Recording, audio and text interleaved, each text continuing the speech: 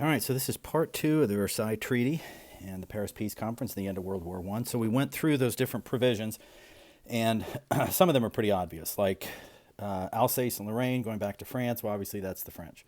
Demilitarized Rhineland, since that's a border between France and Germany, it's France that cares about that. German army being limited in size, that's mostly France. Small navy, that's Britain, obviously, and no submarines, that's Britain as well, and no planes, that's Britain also, because Britain had this fear about hellfire raining down from the skies or whatever, and so that was part of the plan there. And as far as Germany becoming a democracy, that of course is the U.S. Now, of those provisions, is there anything that seems like it's just so shocking that Germany would be like, oh my God, I can't believe that you would do this to us? I mean, Alsace and Lorraine, they know that they're going to lose that if they lose the war. Becoming a democracy, well, they're not happy about that.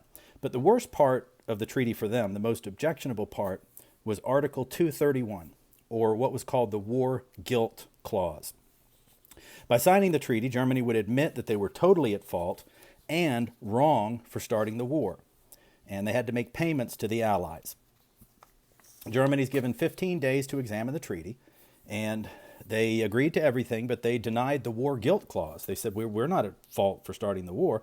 And while we didn't actually get to talk about it, I think you got a sense of causality from the videos.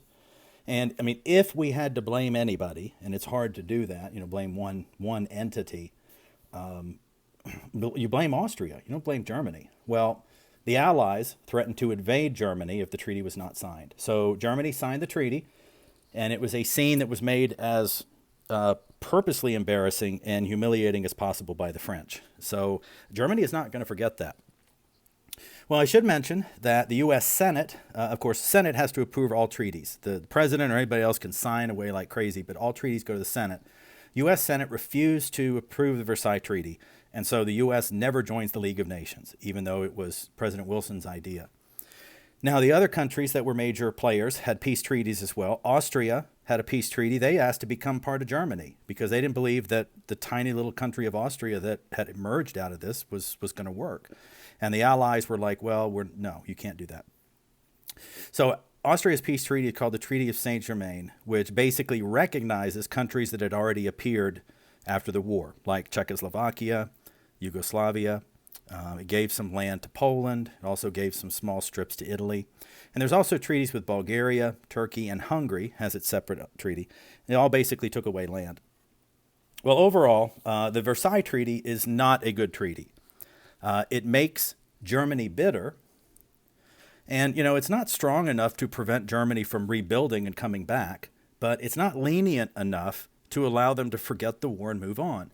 And it is not an exaggeration to say that the Versailles Treaty contains all of the seeds of the next war. Like, when the Versailles Treaty is signed, we are going to have another war at some point. And the Allies themselves don't even like the treaty, and they don't really even try to enforce it. And one example I always use is, so the Versailles Treaty says no airplanes. So in the first part of the 1920s, the Allies sent these little, inspection teams into Germany to make sure that Germany wasn't hiding any airplanes. And they'd do stuff like look in barns, they'd poke haystacks with broomsticks, make sure there's no airplanes there. And in their final report, they said, well, Germany doesn't seem to be following the treaty. And that was it. And we need to do this to them or whatever, just sort of like, well, they're not doing it. The other big problem is the Allies refused to understand that even though they had ordered Germany to become a democracy, Germany had never been a democracy. And so they don't like it. They don't really know how to do it. And the truth is that democracy, maybe it's the best option for a government today that we have.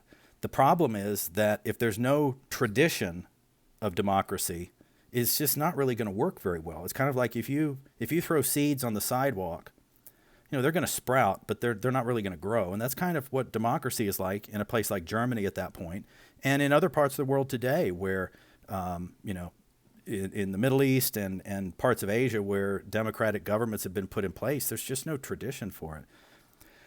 The final problem with the Versailles Treaty is that Russia's new government, which was a communist government, had not been allowed to participate. And look, Russia had made it 3/4 of the way through the war, and that caused a lot of bitterness and trouble later on. Well, anyway, so that's part two of this. Yeah, so that's more or less it. I'll think about what I want to do for the following week, but I think this is probably going to be it so that you can work on your Anne Frank paper. And you have that assignment, and I'll send you an email about it if I need to say anything else about it.